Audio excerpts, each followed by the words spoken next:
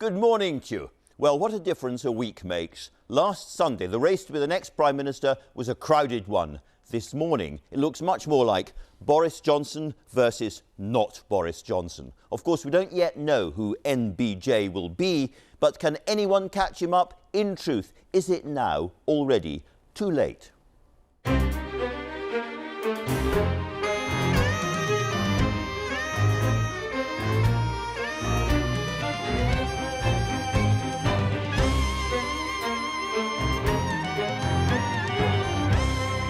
Well, I'm joined this morning by two candidates who say, yes, absolutely, they can still stop Boris Johnson from becoming our next Prime Minister, the man in second place, the Foreign Secretary, Jeremy Hunt, and the rank outsider coming up fast on the rails, the International Development Secretary, Rory Stewart.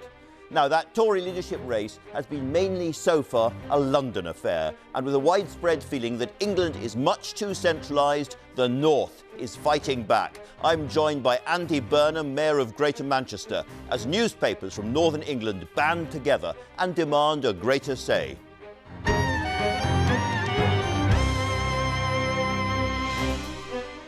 Also this morning, Richard Ratcliffe, the husband of Nazanin Zaghari Ratcliffe, jailed in Iran, begins a hunger strike outside the Iranian embassy in London. Reviewing the news today, Jane Moore from The Sun and Jessica Elgot, The Guardian's chief political correspondent.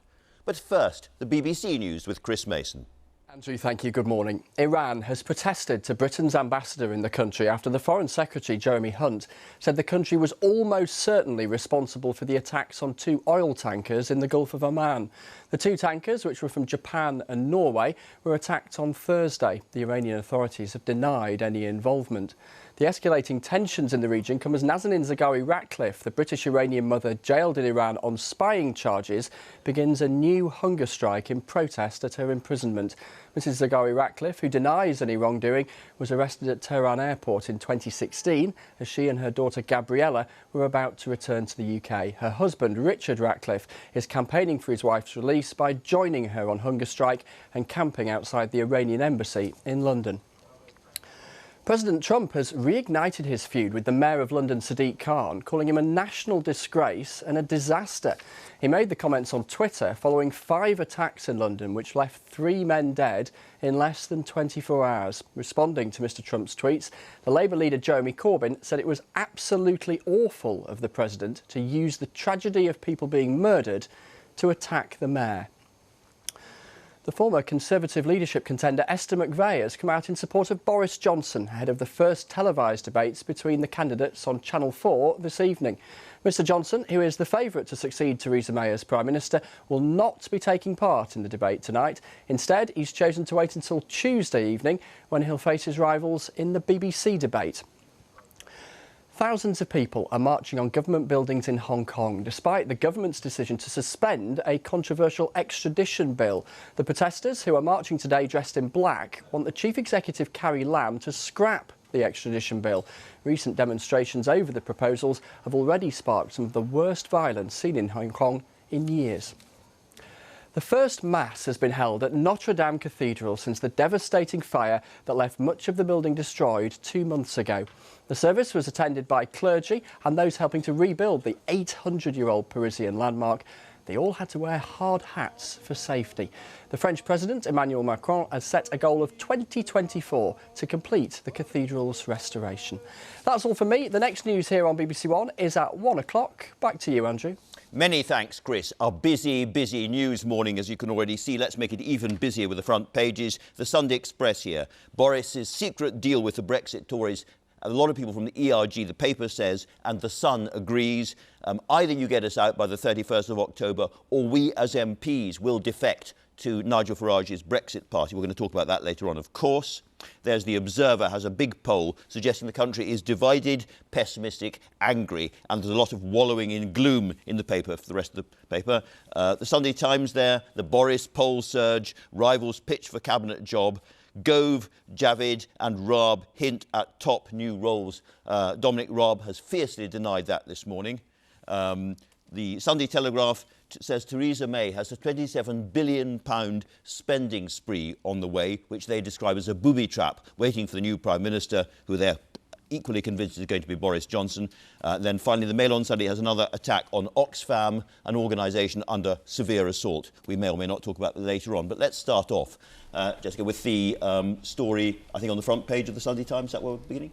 Yeah, both of them. There's two sort of striking things in this story. First of all, this poll which suggests that although Boris Johnson is an incredibly popular figure to be the next Prime Minister, there's also some doubt about his character. So it says that people have been looking at how politicians' private lives and it says that they do believe that private lives matter, they believe that extramarital affairs matter, they believe that taking Class A drugs matter, and yet they still plump for Boris Johnson. They say they wouldn't buy a used car from him, but they believe that he could win the next election. It's a very strange split. On the one hand, between it's the all two terrible. On the other hand, yes, we want him as Prime Minister. Well, they're sort of saying it matters in private. Like, yes, it matters, but it doesn't matter when they get in the polling booth, clearly. I mean, President Trump... You know, yeah, the American people didn't look at his... And Boris Johnson talking somewhere about draining the swamp in Whitehall, which is a very Trumpian phrase to use. You've picked the cartoon, I think, in the Sunday Times. Yeah, well, the Sunday Times cartoon kind of says it all, really. So you've got this sort of gigantic figure of Boris dwarfing the others in the leadership debate. And, of course, it's a cardboard cutout. And behind there, you've got Boris cowering, because obviously they're suggesting that him not taking part in the first round of leadership debate is cowardly. But, you know, clearly he's got Linton Crosby or somebody similar saying, Boris, we don't want you to be yourself. It's his to lose, and the only person who can really destroy it for Boris Johnson now is Boris Johnson, and exactly. That's one of the reasons why they're keeping that away. But he will be there on Tuesday, obviously, when it whittles down. Whoever wins this contest is going to find themselves really under the thumb of the ERG. Yes. In many of the ways that Theresa May was. Yes. And your newspaper, The Sun, like the Express, has been talking to ERG people who say that if they don't, Boris Johnson does not get us out by the end of October, they will off to the Brexit party. Yes, absolutely, that's what they're saying. And so, of course, that's going to... Any notion that anyone thinks that whoever comes in now has got a clean slate on Brexit and it's all going to be very simple, of course, they're going to inherit all the same problems that Theresa May had. And that is that Brexiteers want out by October the 31st, as I think do quite a lot of the British people, both Remainers and Brexiteers, because they are sick to death of prevarication. They don't see the way through, which is perhaps, Jess, why there is so much gloom reported in The Observer. But you've got a very interesting interview there with Ken Clarke. Yeah, that's again a problem for whoever becomes Prime Minister next. Certainly, and you know, this shows that there's two sides of the party really that you need to keep satisfied. And this quote from Ken Clarke is extremely striking. If there's no other way, you've got to bring the government down. And he's kind of adding his voice to those in the party, and perhaps including one of your guests, Rory Stewart, who've said that they don't think that a no-deal Brexit is viable, that it would lead to an election, and some of them are prepared to even force an election in order to stop it. Dominic Grieve's one of them who said it, and there are others in The Observer who are sort of hinting at it, perhaps not going that far, but even the Justice Secretary David Gauke, two Foreign Office Ministers, Alan Duncan, Alistair Burt. So there's the election of the new leader, but the numbers haven't changed and the splits in the Tory party haven't changed. Esther McVey, who was a very feisty performer on this programme only last week, yes, and then pulled out, is now backing Boris Johnson. She is, yeah. She's written a piece in The Telegraph. She's saying, I'm delighted Boris Johnson is today committed to blue-collar conservatism. Therefore, I wholeheartedly support him in his bid to become leader. So, you know, that is obviously one of the things. But I always think to get the measure of somebody, talk to someone who's worked with them. Talk to someone who's worked with them before they kind of entered the leadership race. This is Andrew Gilligan. Andrew Gilligan has written it's a really funny piece, actually. It's a lively piece, let's put it that way. He worked for Boris during his time as London Mayor, and he addresses quite a few of the issues that people have with Boris. You know, they say he's too chaotic to be Prime Minister. He's actually saying, no, he's not chaotic. He does the bigger picture. He said the factory setting is one nation Toryism. He said he does do the bigger picture, but then he's very happy to leave the detail to other people, which of course I think would be the major criticism against Theresa May, was that she tried to do everything herself. If he gets into number 10, he needs a big, strong team of practically minded people all around him. Yes, yeah. But there is, of course, the chaotic side, which is a very funny bit, where he said Boris wanted an office at home, didn't have one, so he built a shed on a kind of a flat roof at the back of his house, and you know the local council said you can't do that and shopped him to the papers.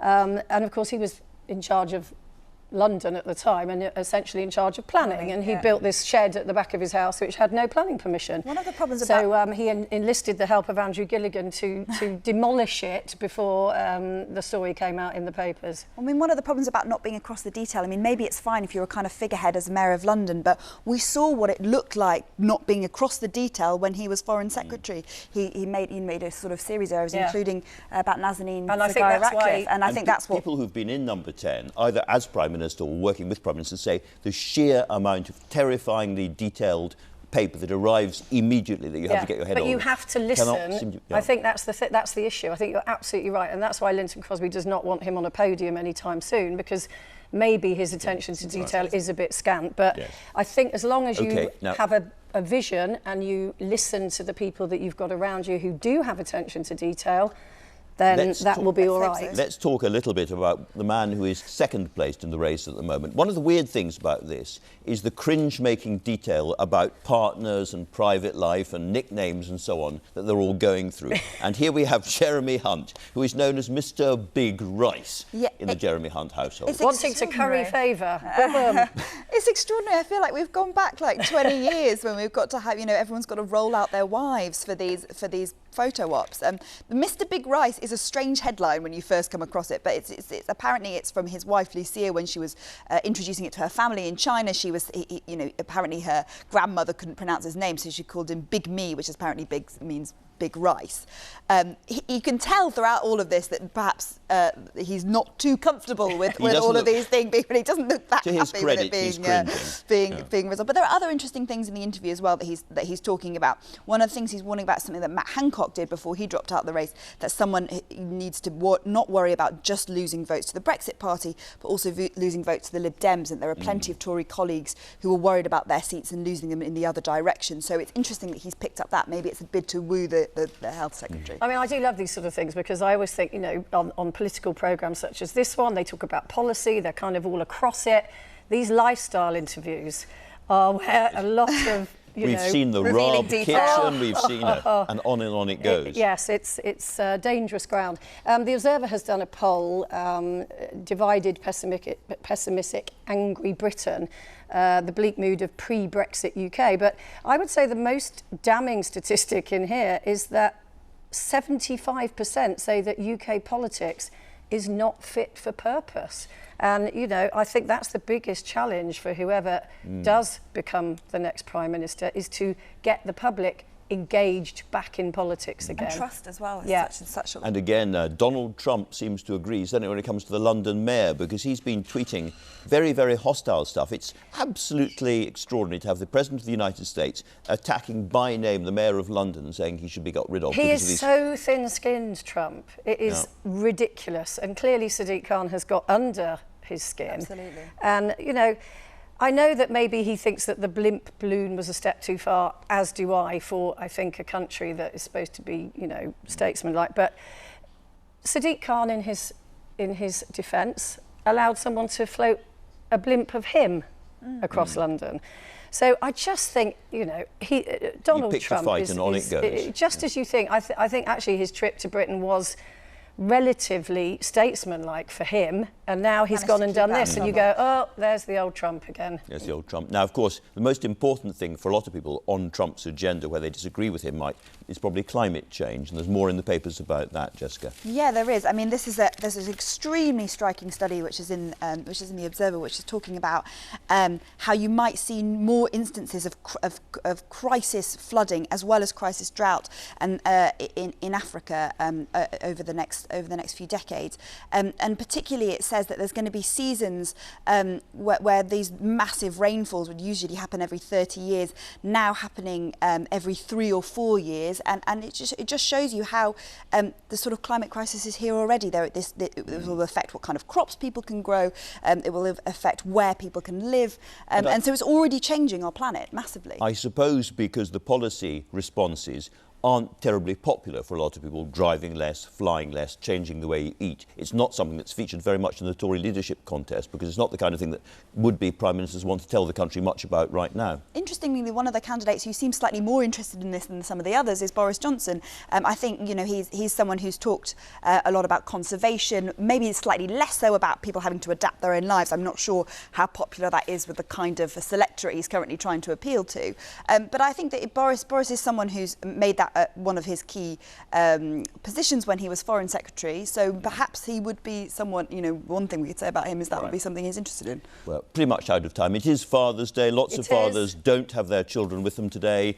And there's a call for a Minister for Men. Yeah. Happens every Father's Day. Half of the British public want the next Prime Minister to create a Minister for Men. And I think that's fair enough. You know, we have a Minister for Women and Equalities, so by the nature of equality, we should have a Minister for Men. And there's a lot of issues to address. Hear, hear. Thanks to both of you very much indeed. Now then, one British citizen whose plight has been prominent in the Tory leadership race is Nazanin Zaghari Ratcliffe, imprisoned in Iran after being convicted of spying, something she has always maintained is a false charge. She is now on hunger strike, as is her husband Richard, who joins me from his vigil outside the Iranian embassy in central London.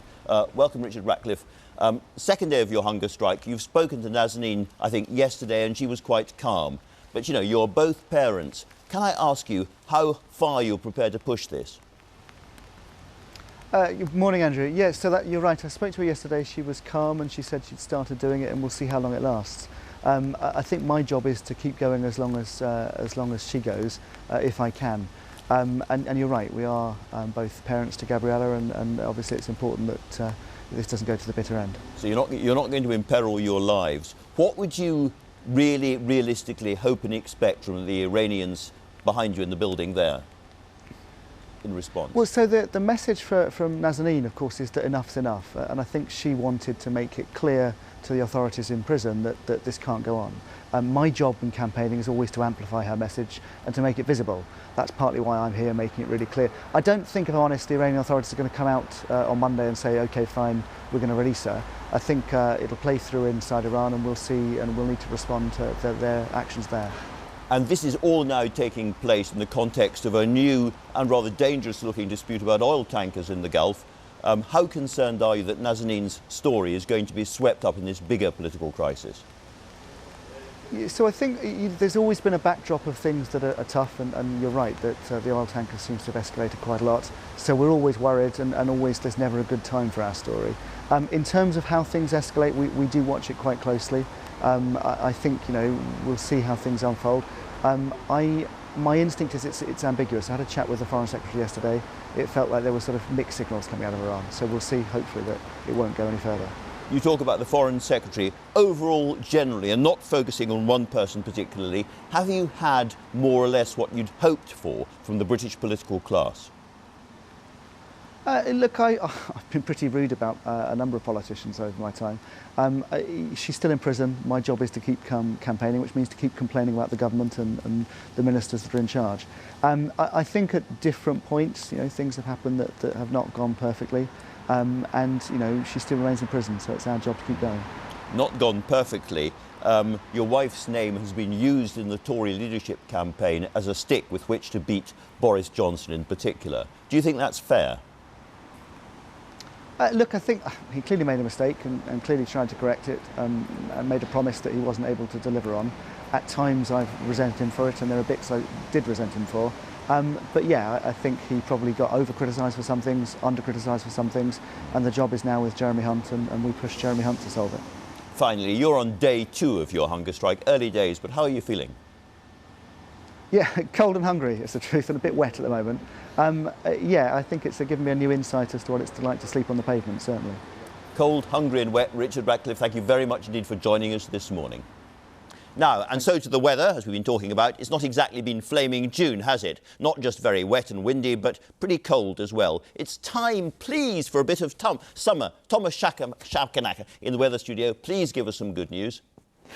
I'll try, but I'm afraid the weather's staying pretty much as it is at the moment. We seem to be caught in this vicious circle of unsettled weather, this vortex low pressure that's been sending showers in our direction for days and days and days, and today is no different. You can see the showers carried by the breeze marching across the UK. Some of them will be heavy, some of them also bring thunder and lightning, and I wouldn't be surprised if there's hail thrown in as well. So pretty changeable day today. This is what it looks like around 4 o'clock in the afternoon. Temperatures just nudging up into the high teens or 20 degrees in central and southern areas, 16 for Glasgow, and then a spell of wet weather on the way for Northern Ireland and also Scotland, as well as the Lake District tonight. Whereas further east and south, it looks as though the weather is going to dry out. 13 degrees the overnight low in the south, single figures in the northwest of the UK.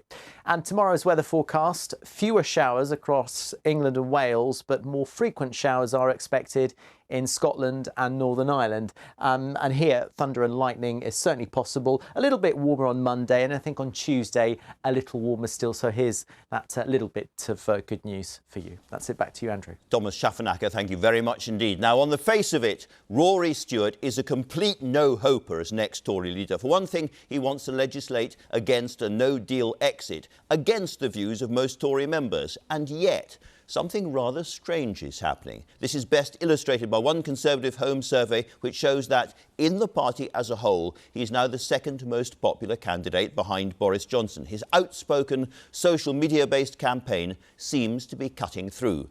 But it's all going to end in tears, isn't it, Rory Stewart? Welcome. Now, it's a quite fairly diverse field at the moment, but nonetheless, if you make it through to the last two, that's two old Etonians who both went to Balliol College, Oxford in the last two. It's hardly diverse. Would the country not be better off choosing, for instance, a Pakistani bus driver's son? I think you're right to point to that. I would say, by all means, focus on the 5 years that I spent at school, but also look at the 5 years that I spent in Afghanistan, look at the 5 years I spent serving my country in Iraq and in the Balkans. And let's look at me overall. So your biggest idea in terms of the great big Brexit conundrum facing the country is a citizens' assembly. This would be chosen sort of randomly by poll. Just explain to us exactly how it would work. So 2 stages. First thing is to get Parliament to try to get Brexit through. In the end, we live in a parliamentary democracy, so we have to begin by convening Parliament. And if I were lucky enough to be elected as leader, I would come in with a mandate from the Conservative Party members, the associations of the country, and I could make a different request to Conservative members than the Prime Minister perhaps was able to in the past. And I would hope also the results of the European elections would make members of Parliament realise that we need to get Brexit done and get that deal passed. But if it failed, the plan B, the fallback, would be to go to a citizens' assembly. So that would be like a jury, selected very scientifically across the country, whittled down to be representative of the country as a whole, give them 3 weeks to go through the details of it, and then make recommendations. And this will be chosen by rote, effectively. So if somebody watching this programme right now has to realise that if Rory Stewart makes it all the way through and becomes Prime Minister, they may get a phone call in late August, early September saying, terribly sorry, give up what you're doing, your job is now to come and sort out Brexit for us. That seems like passing the buck. Much sooner than that is the first thing, that I'd want to get this done soon, so I'd hope they'd get the phone call in late July, and it would work like this. You would go to select randomly from the electoral register 50,000 people. You would then, as you say, write or phone them to check who's available, and then you'd use a polling company to make sure they were representative of the country, North against South, women against men, Brexit against no Brexit, and the reason to do it is to release the pressure from Parliament. Parliament is gridlocked and stuck. I would give Parliament another go, and I would say to Parliament, this is the last chance saloon, get it done. But if you're not going to get it done, let us have the Citizens' Assembly, which is what they did in Ireland on abortion, and actually really worked. How long did it take the Irish Citizens' Assembly to come to a decision? Longer. So they A year? They sat much longer, but they only sat at weekends, and I think they didn't sit on every weekend. I believe, having sat down with the constitutional experts at UCL, talked to people involved in the Irish Assembly, we can get this done in a matter of weeks. And I would only be doing it as the fallback. I want Parliament to do it, and I want to deliver it as soon as possible. I just put it to you, there really isn't the time for this. We have a small number of months before October, 3 months before October. In October, by which time the EU is back and proper negotiations start, you have just 3 weeks to come to a conclusion. There is no way that you're going to be able to do this before the end of October. 2 things. Firstly, there is no new negotiation with Europe. Anybody who's pushing for that is pushing for delay. We're still going to be stuck in Europe for years to come if they think they're going to get a new negotiator out of Europe. And I've said again and again, I'm not going back to Europe to negotiate. Secondly, we live in a parliamentary democracy. There's only one route through this, which is to get it through Parliament.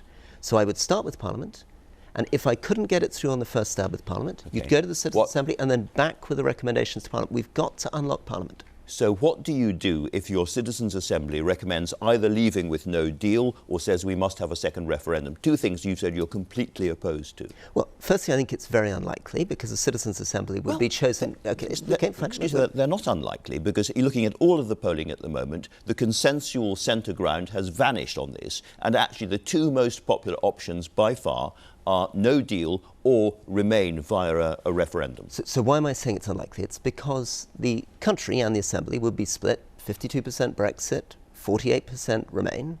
It's extremely unlikely that they would agree on one of the extreme options. It's extremely unlikely they would agree on no deal or a second referendum. It is more likely, given the experience of these assemblies all around the world, is that they would come to a compromise. If they did, and I'm prepared to accept there's a possibility. They might well not, yes. It's a possibility they might. Parliament is sovereign. So if they make a recommendation to Parliament that is completely unacceptable to Parliament, then it won't go through. And then what is the worst case scenario, Andrew? I would have wasted a few weeks of your time and we would have to go back to Parliament again. But in the end, as Prime Minister, we'd be exactly where we are. You're a very, very erudite, clever guy, but this sounds to me like a gimmick, and quite an unsuccessful gimmick at that. It was very successful in Ireland with an issue of abortion, which was very polarising and divisive, because it gets people into the details. In this case... But you're Prime Minister, you know, you're in charge, and if this Assembly produces something that you agree with, then yes, you use that to put pressure on Parliament to try and get a result. But if they disagree, you just ignore them. The important thing is we live in a parliamentary democracy. I'm campaigning against candidates who are pretending we're living in the United States and we're going for presidential politics where some big man just says this is going to happen. The question to people who are saying that, my opponents who are not talking about Parliament, is how are they going to get it done? How are they going to negotiate some different deal with Europe? How are they going to get no deal through Parliament? We live in a parliamentary democracy, and what I have to do is work with people. I need 45 more votes. That's what it comes down to. You have said all the way through, I am the compromise candidate. If you believe in compromise, vote for me. In that spirit, can I ask you what your view is of membership of the single market and the customs union? I personally think single market would be a big mistake because I believe that people who voted for Brexit, at the very minimum, would want not to have control over immigration. Customs union? If what you mean by that is an arrangement where we have zero tariffs, zero quota access to European markets in which we can sell British cars in, and if we can get that without regulations over the City of London and without immigration coming to Britain and leaving all the institutions of the European Union, of course, I think that would be a good thing for the British economy. So you'd be happy with the customs union, but you'd want it without the immigration aspect? I don't want a customs union in the sense that Turkey has a customs union. What I want, actually, is there in the Prime Minister's withdrawal agreement. I want frictionless trade. I want the thing that 270 MPs voted for, and we need to get 45 more on board. And I know this feels terrible to people because they've seen that defeated again and again, but it is the quickest, the most constitutional, the most legitimate way of getting it done, and the other candidates who are promising what they can't deliver are going to let people down terribly.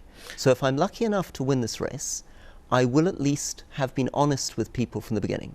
That it's difficult, that there are no easy solutions to Brexit. If there were, it would have been done already. But at least with me, I'm not wasting your time pretending I'm getting a new negotiation out of Europe. Let me push you on the frankness point, because one of the things you've said very clearly in this studio that you would legislate against no deal. Now, as soon as the EU hears that, the pressure comes off. If they're really scared of no deal, big if, and you've taken it off the table, then there'll be another delay and another delay and another delay, and Brexit will not happen.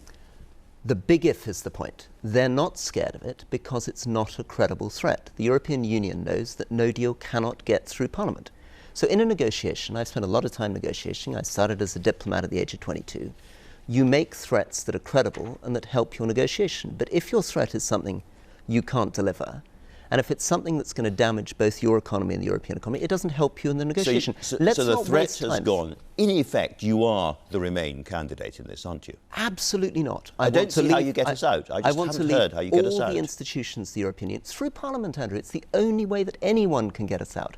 All these other people are just saying, I'm going to go to Europe and I'm going to shout, give me a deal. And they're not telling you how to do it. So I am the only candidate who can get us out. I'm the only candidate who can get us out quickly, because I'm the only candidate who has noticed two facts. Number one, Europe is not offering a second deal. And number two, I'm going to take it through Parliament. And those are the two truths, and it's the quickest way of doing it. All right, let's talk about the campaign itself. You signed a campaign pledge. I will not speak ill of fellow Conservatives. I will not engage in personality attacks on others. And you have broken that again and again and again. You've called Boris Johnson a great prancing elephant, a clown, offensive, poisoning our politics, and Pinocchio. Do you look in the mirror when you're shaving in the morning and think, actually, I've let myself down? No. What I learnt in Iraq and Afghanistan is there were too many people trying to be polite. Nobody called out the problems. You have to point out when there's a challenge. We're at a crossroads in our country. We're making the most serious choice about who our Prime Minister is going to be. And in Iraq and Afghanistan, when I criticised people, I was told that I was ruffling feathers, that I was being divisive.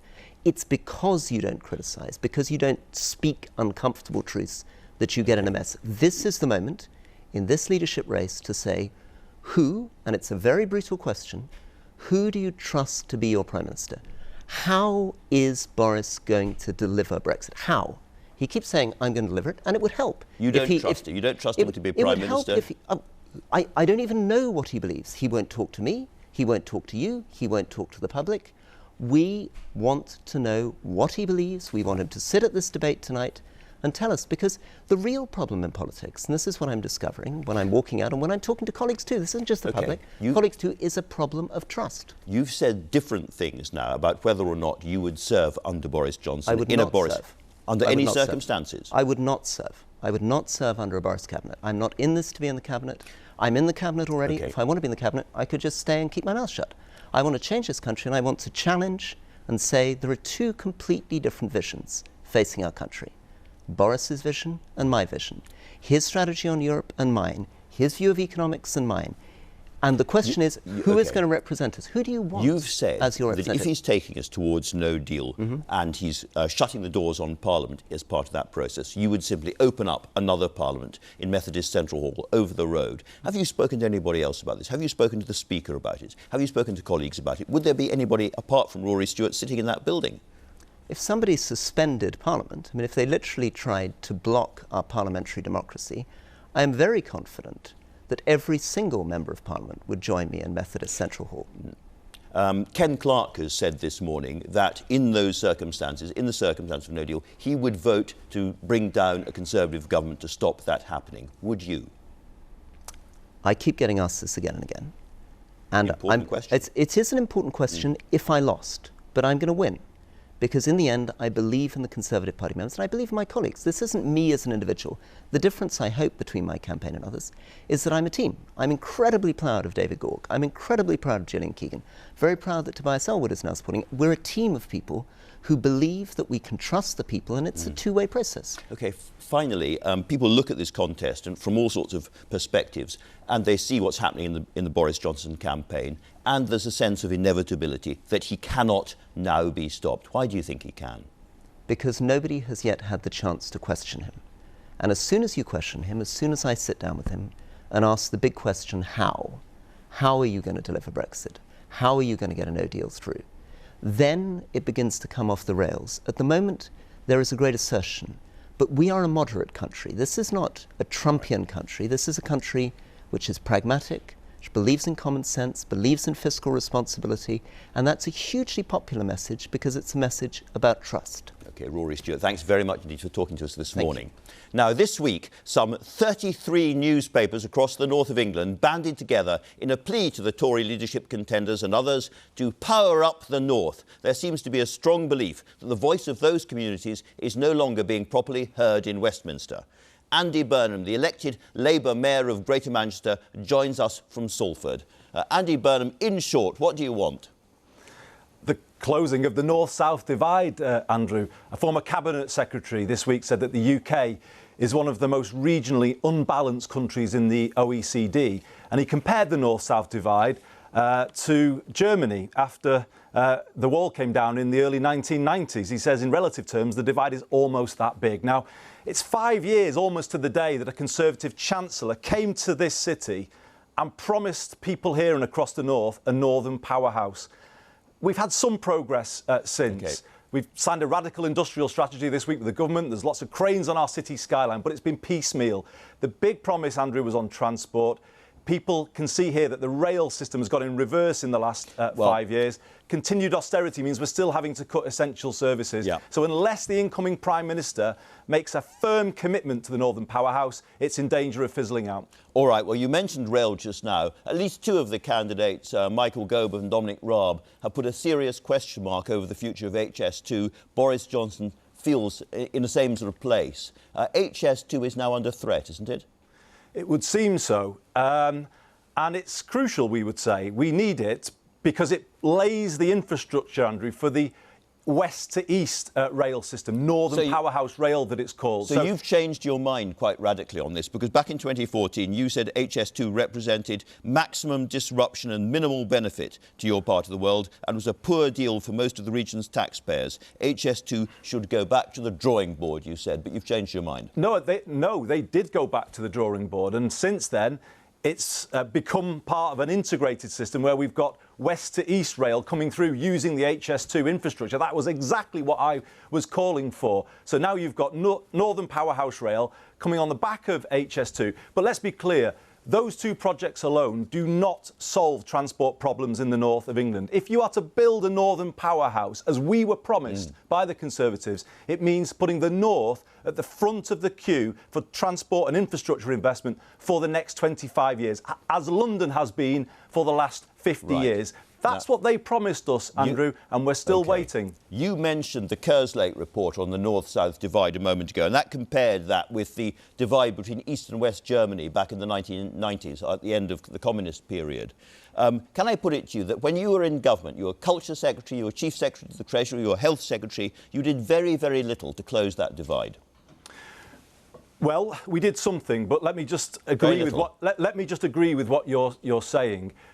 We have lived in a London-centric country for as long as I can remember. Westminster has failed the north of England under governments of all colours over many decades, and that is what has got including to under Andy Burnham. Well, yes, well, to a degree, but we did something. I'm talking to you now, Andrew, from Media City, which was the Labour government's initiative to ask the BBC to rebalance. And actually, we're not asking for favours here. I would put it to you that today, 10 years on, the BBC is stronger. I remember as Culture Secretary, senior BBC executives coming through my office saying, there's no talent up there, it'll be a wasteland, there'll be nowhere to buy a flat white coffee, it'll be awful for us. And look at the BBC today, stronger because it has voices from all over the country on its airwaves and not the ivory tower that it was then. And I think other organisations can become stronger if they rebalance from south to north in the same way as the BBC has. So we've been talking about the Blair years a bit. You'll have seen from social media, very interesting thing going on right at the moment.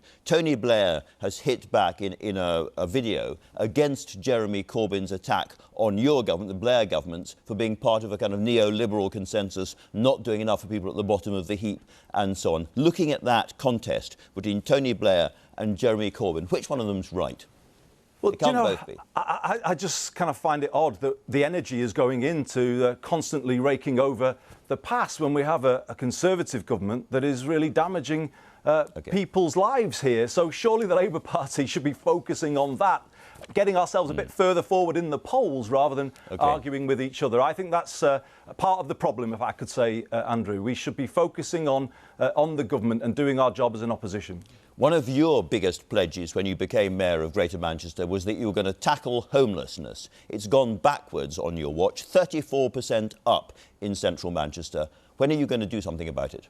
I'm afraid you've got your facts wrong there. I said I wanted to end rough sleeping, and for the first time in 8 years, the number of people sleeping rough in Greater Manchester is coming down. I have introduced a scheme. I specifically said the City of Manchester. Well, in central Manchester, it's 34% increase in rough sleeping. I'm the Mayor of Greater Manchester, and I have the responsibility for the whole city region. And last year, for the first time in 8 years, the number of people sleeping rough came down. I have introduced a scheme called A Bed Every Night, where we are giving every rough sleeper here somewhere to go every night. There are around 300 people in our hostels every night. That isn't happening in any other UK city. Are we yet where we want to be? No. There's a lot more to do to improve the quality of what we are doing. But so hopefully I will soon be able to... end it by next year? Well, that's what you promised. Hopefully, I will soon be able to confirm that a bed every night will continue for another year. And I mean, in my view, if I'm giving everybody somewhere to go every night, that does meet in spirit the commitment that I made. The reason I mentioned central Manchester is that is where the vast majority of rough sleepers have been, and that has gone up quite sharply, 34% according to the survey, on your watch. How do you end it by next year? By ensuring that we have enough beds in all 10 of our boroughs to give people somewhere to go every night. Nowhere else in the country, Andrew, is doing what we're doing. I'm not saying it's all perfect, but we are working flat out to make this happen. As I say to you, the numbers are coming down for the first time in 8 years. That is a real achievement when we've got continued conservative austerity in our city that is making my job even harder. But even so, we are still bringing things down in the way that we promised. Now, back in that original 2017 campaign, you told Radio Manchester, you said, I get more complaints about the buses than anything else. We'll be moving ahead with the powers we have, with plans to re-regulate the buses. We can have a regulated system like London. Now, you haven't done that. Why not? Because we've been waiting for Parliament to pass the order which allows me to take a big decision on the future of the buses in Greater... No, we were waiting for Parliament to pass an order. They now have. So a decision is coming soon, Andrew. You know, buses have to change here. If you want a very everyday example of the north-south divide, let me give you one. It costs £4 here for a single bus journey, capped at £1.50 in London. How can that possibly be fair? So we're ready to take a decision, but actually we need the same level of subsidy for our bus system and our public transport system, again, that London has had for years. So back on that theme that I mentioned to you at the top of the programme, it's time that we were given the same investment as London has had for decades. There's no northern powerhouse without it. All right, one last pledge then, which is on climate change. You said you'd make the region carbon neutral by 2038, which is relatively early. How much would that cost? Well, of course, it's a big commitment. And yes, it would require some upfront investment. But the 2038 figure is backed by detailed research from the University of Manchester. And this week, the UK government backed it, as I said, in that industrial strategy which we signed. Actually, in the long run, I think it will bring benefits, Andrew, to the Greater Manchester economy. And this is how devolution to the English regions can benefit the country. If you free up the English cities to go further and faster on those big challenges we face, then we will help everybody move forward at a greater pace. But if you really mean it, you presumably want Manchester Airport to contract rather than expand, and you'll be rethinking the £6 billion that you've planned to spend on roads, which is not going to help carbon emissions at all. Well, firstly, aviation is a national policy issue, so that isn't in my hands. But if you want the facts on transport investment, what I have got to spend, I have prioritised cycling and walking. I've proposed a ban on fracking across Greater Manchester. We are moving forward with a Greater Manchester-wide clean air zone. If you want to debate my record on these things, I'll do it all day, Andrew. We haven't got all day, unfortunately, but thanks very much indeed for talking to us, Andy Burnham. Right then, now you can't have missed the fact that there is a leadership debate this week. Here is Emily Maitlis. The race to become our next Prime Minister is on, with the Conservative Party voting on their new leader in the coming weeks. Join me, Emily Maitlis, for a BBC debate as I challenge the candidates as they answer your questions. Our next Prime Minister, Tuesday, 8 p.m. on BBC One. And it's not too late for you to ask a question to the candidates on the night from your local BBC studio. Email your question to haveyoursay@bbc.co.uk with your name and contact number. Now, one man who will be there if he gets through the next round is Jeremy Hunt, who was a long-serving and highly controversial Health Secretary before he took over from Boris Johnson at the Foreign Office. He used to say health was going to be his last big job in politics, but this morning he finds himself running second in the Tory leadership race to become our next Prime Minister. He's with me now. Welcome. Good morning, Hunt. Andrew. There is a sense of inevitability at the moment behind Boris Johnson's campaign. How can you possibly catch him? Because I want to make an argument that what Boris is offering, a hard stop at any cost on the 31st of October, means that he is effectively committing the country to no deal, because we have holidays over the summer, we have a new European Commission, we have very few parliamentary sitting days, or an election if Parliament chooses to stop that. And my argument is, are those really the best options, those very stark choices between a no-deal Brexit or an election? Are they really the best that we as Conservatives can offer the country? And if I was chosen, I'd be the first Prime Minister who's been an entrepreneur. I'm a negotiator. I believe it is possible to offer better choices. That's what negotiators do, and that's why I'm standing.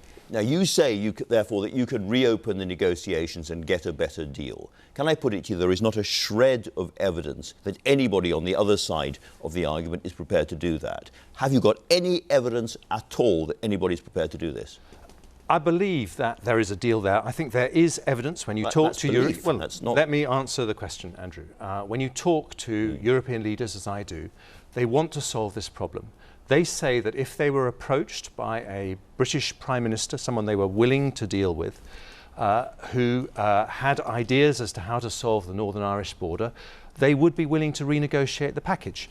Now, I'm not saying that's going to be easy, but my point is simply this. If we are saying now that we're going to choose headlong a no-deal Brexit on the 31st of October, or an election, those are very stark choices. Are they the best for Britain? And I'm sitting here arguing that we can negotiate better choices and offer those to the British people. We are already at the nub of the argument. Can I ask you directly whether the French President Emmanuel Macron or Angela Merkel of Germany has ever said to you privately that they are prepared to reopen the withdrawal agreement? What they've said is they are prepared to look at the whole package, and, you know, in particular, they're prepared to look at whether you could get much more detail onto the future relationship. Potentially that could be legally binding, let's see, but much more detail so that you don't need a backstop. And I think the heart of the issue here is that we will not get... They have indicated to you they could reopen the backstop. They have said that they would be prepared to look at a deal that meant we didn't need a backstop. And what I'm saying is, should we not try? I'm not saying this is going to be easy, but, you know, what they say is, if you've got an idea, we don't have a border with the Republic of Ireland, you do. And if you've got an idea, then we'll look at it. And if you approach them with the right Prime Minister, someone they're prepared to talk to, prepared to negotiate with, then I think if we unite as a Conservative Party, we can find a deal that can get through. And I'm an optimist, Andrew. I'm not prepared to give up right now. I think this is very, very stark, saying we're going to plunge headlong out of the EU without a deal on the 31st of October. We should look and see if there are alternatives. I understand that. The reason that I'm intrigued by this is that both Macron and Merkel have said such different things in public about this. President Macron said very recently, under no circumstances and under no conditions will there be any renegotiation of the withdrawal agreement. And Angela Merkel has said, we have made it clear that the withdrawal agreement will not be changed. And then you go to the Irish side, you've been mentioning the Irish side, Leo Varadkar, the Taoiseach, says, if we don't have the backstop, there is no deal. A time limit is effectively saying there could be a hard border once that time limit expires, and that isn't a backstop. And again they've said the same kind of things. So are you really suggesting they're saying something privately to you that's very different from that? No, they are very... That could hardly be more explicit, could it? That is what they're saying, but they are also saying privately and indeed publicly that they will look at the package. And what I'm saying at this moment, when we have the chance to choose a Prime Minister who has been an entrepreneur and negotiator all his life, inside government and outside government, is this the moment to give up on getting a deal that we can get through the House of Commons? This is so important for our country. I don't pretend, and I would never pretend, that this is going to be easy, but nor is it impossible. Look, if we do this, it's not impossible to do it before the 31st of October, but it will be difficult. And that's why I'm not prepared to commit. It is almost impossible. There are 3 negotiating weeks left, and then all the legislation to do as well in October. It's almost impossible to get this through before the end of October. You've hinted at an extension. A lot of Conservatives watching this want to know, if Jeremy Hunt becomes Prime Minister, what is the final date by which he will certainly have left the EU? Look, people are always telling me in politics that things are impossible. This time last year, people said it would be impossible to have a peace process in Yemen. They said it would be impossible to solve the junior doctors' contract dispute. They said it would be impossible to make a success of the London Olympics. So, politics is about, By when? I'm not committing to a 31st of October hard stop at any costs, because I don't think you can make that guarantee. And if you do make that guarantee, and if you go with the wrong approach, then you are committing us to nothing other than a hard Brexit, a no-deal Brexit. So can you commit to us definitely being out by the end of this year? Look, a wise Prime Minister makes choices on the basis of the choices that are actually in front of them. Now, by the time we get to the 31st of October, we may have Parliament having changed the law in particular ways. We may have a new European Commission. We may have made very good progress in the negotiations and about to sign. I've been very clear. If there is no prospect on the 31st of October, and let me say this, Andrew, if there is no prospect of getting a deal that can get through Parliament on the 31st of October, then I would be prepared to leave without a deal, because in the end, the risk of no Brexit, so the other side of that risk is far worse than the risk of no deal. But the other side, the other side of that, if there is a prospect, by when do you get us out? That's my question. How can anyone sensibly answer that question when you don't know the context? And I'm not going to So we could be still in by the time of the next election. No, that is completely unacceptable. I think this is the way we deliver Brexit, and I've said to you very clearly, if there's no prospect of a good deal after we start talking to them, then we would leave without a deal. But I don't think we need to be offering that stark choice now. You become Prime Minister. One of the things that is in your power as Prime Minister, looking at how the negotiations are going on, is to ask for an extension. My question to you is very straightforward and very simple. How long do you ask for? You can't answer that question until you know the choices you face. You're asking me to predict what the world will look like on October the 31st. And you must know, Andrew, that that is a ridiculous thing to ask a Prime Minister or someone who wants to be Prime Minister to decide when you don't know what choices there are. If there's no prospect of a deal, then I'm out. But if there is a prospect of a deal, and what I'm saying, the difference between me and Boris is that I'm saying I would try for a deal. I'm not going to create a set of circumstances that makes it all but impossible to get a deal, because I think we should be offering the country some better choices. Brexiteers in your party will be watching this with some dismay, because they'll be saying, there you go, Boris Johnson, whatever you think of him, is offering us something different. He's offering us a clear, determined promise that we will be out by the 31st of October, come what may. Jeremy Hunt was a Remainer, and he's still got deep down Remainer instincts, and he is really the continuity candidate. In the cruel words you yourself have used, he's Theresa May in trousers. Continuity is not the same as loyalty. I'm proud to have been loyal to two Prime Ministers. I would be completely different to both. And with my background as a negotiator, I have profound issues with Theresa May's approach, which I argued privately in Cabinet. I did not think that we should be trying to persuade Parliament to accept the backstop, but of course she made that decision and I supported that loyalty. This is a different approach. This is saying we have to change the backstop and we have to leave the European Union if we possibly can in an orderly way, and I believe that I'm the person that can do that. Because you have not been consistent in your views on this, have you? You said after the referendum was over, after the 2016 referendum, that you supported us staying inside the single market. In fact, you said it was absolutely essential that we remain in the single market. The British government needs to make it an explicit national objective to remain in the single market, and you have junked that.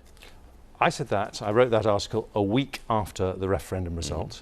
And it's no surprise to anyone that I was on the Remain side of that debate. But since then, I've been absolutely consistent that we must leave the European Union. We must leave the European Union cleanly. The people who've changed their position are the people who voted against Theresa May's deal and then voted for it. I have been consistent in voting to get us out of the European Union as quickly as possible. But you haven't been consistent also on your view of the referendum, because again, admittedly earlier after the referendum you said the people have spoken, but we did not vote on the terms of our departure. We need to negotiate a deal and put it to the British people, either in a referendum or through a fresh general election. I think it's important that people have their say on the terms of that deal. They haven't had their say on the terms of their deal. Why shouldn't they now? Yes, they have. You may not have noticed, but we had a general election, Andrew. And there was no terms of the deal then? There were two major parties who both said, including Labour actually at that stage, that we would leave the European Union, the single market and the customs union. Over 80% of the country voted for those two parties. But we were miles away from a deal. We didn't know the terms of the deal at that point. We did. We knew the type of Brexit we were voting for. We've had democratic endorsement. I am like millions of Remainers up and down the country who voted Remain but want us to get on with Brexit, believe we can make a great success of Brexit, believe the economy has been extremely robust since Brexit, contrary to what was pledged, but most of all because we're Democrats, and as one of the oldest democracies in the world, it's a simple matter of trust. Are we the kind of country where the people who do my sort of job do what the people tell them? And we must be that country. Would you ever vote to bring down a Conservative government going for no deal? No. Can I turn, you also said that you are a negotiator. That's one of your big pictures. You're a successful negotiator. And you mentioned a moment ago the NHS doctors. Now, that was one of the most angry, divisive and still not forgotten disputes in the NHS history. Meanwhile, after your presiding over the NHS for a long time, the NHS experienced the worst winter crisis on its record, the biggest spending squeeze in its history. The waiting lists hit 4 million for the first time, and the flagship targets were missed for years. AE waiting times, cancer treatments and the waiting list targets all were missed. And you had the junior doctors strike on your watch. And as I say, up and down the country, junior doctors are still livid with you personally. That's not a great record as a negotiator. Andrew, if I'm Prime Minister, I will be the kind of Prime Minister who takes difficult decisions. I won't be someone who courts unpopularity. When I started as Health Secretary, as you know, I was the longest serving Health Secretary by the end. I met a father who had lost his son a week old because of a mistake, a medical mistake. And the NHS does lots of wonderful things, but this was a terrible mistake. He had to write over 400 letters and emails before the NHS would tell him the truth about what happened. And that was wrong. And the culture was wrong. And I did take some difficult decisions. But by the end of my time as Health Secretary, nearly 3 million more patients were using good or outstanding hospitals compared to when I started. And yes, we did have enormous pressure in A&Es. We still have pressure in A&E because of the ageing population. And that was why I negotiated an extra £20 billion funding increase for the NHS so that we can employ... a very, very tough historical of course, squeeze. but I negotiated that so that we could get the extra doctors, the extra nurses, the biggest increase in modern times of nurse training places and doctor training places up by a quarter. So let me ask you one more thing, of. Not about the past, but about your pledges for the future. You want to cut corporation tax to 12.5%. That costs about £13 billion. You also want to spend more on the army, on schools, and this morning on helping people who want to keep their relatives living with them at home. Huge, huge spending commitments. Where is the money coming from? Well, as someone who set up their business, I am rearing to turn our economy into the fastest growing, most high-tech, greenest, most pro-business economy in Europe. But you need to balance the books. So the biggest, most expensive pledge I've made would be to cut corporation tax to Irish levels to turbocharge our economy. When you do that, you can start to see how we could get our GDP growth rate up from 1.5% to maybe 3% American levels. And that is the kind of exciting way that we will find more money for public services and be able to cut taxes, all the things that Conservatives want to do. But you need someone who's got a feel as to how we can really power up our economy, and that's me. You are, of course, also Foreign Secretary. Richard Ratcliffe was talking to us earlier on. He said he got mixed signals from you yesterday about his wife's plight. Why was that? Well, what I was being very honest when I met Richard yesterday is that sometimes you hear signals from the Iranian regime that they want to resolve this issue, and sometimes they seem to go hardline.